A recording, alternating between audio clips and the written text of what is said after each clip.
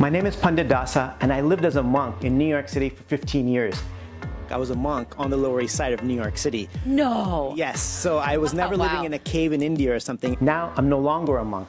Now I help organizations develop a positive, mindful workplace culture that builds trust, creates an engaged workforce, and helps retain talent. According to the Huffington Post, appreciation motivates employees to work harder and it prevents them from developing a wandering eye.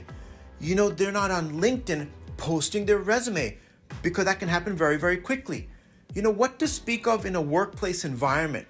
Any relationship that we have in our life that is lacking in appreciation is not going to be sustainable. And as human beings, we need that personal confirmation. We've been working hard on a project for a while, maybe overtime and weekends.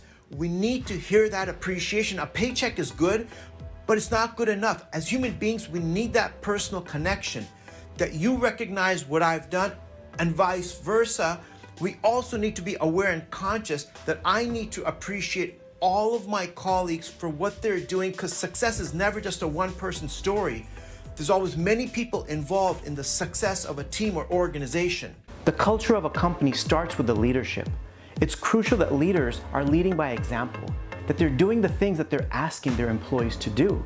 Really asking ourselves, what is my motivation for doing what I'm doing? And especially if in a leadership role, why am I doing what I'm doing? Am I here to serve others, or am I here to be served?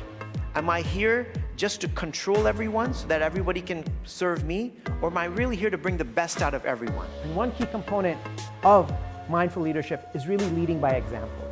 You know, I think we're all tired of somebody telling us to do something and they're not doing it themselves.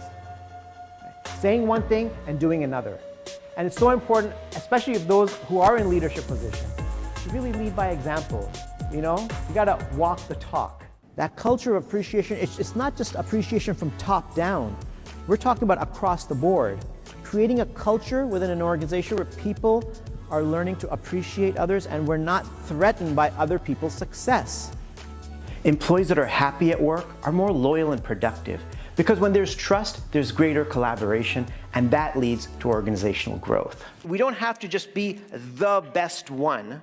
Whereas if we learn to hold on to each other and support one another, everyone can succeed. And that's the mentality I think we want to be able to develop. You work hard, but if somebody else succeeded, congratulate them, feel happy for them. Don't wait for them to fail and then feel happy. Basically, mindfulness means to become aware of your thoughts and emotions and come into the present moment, because most of the time we're not in the present moment. We're either planning the future or we're stuck in the past. Mindfulness will help us have more balanced emotions so that we don't lose our cool.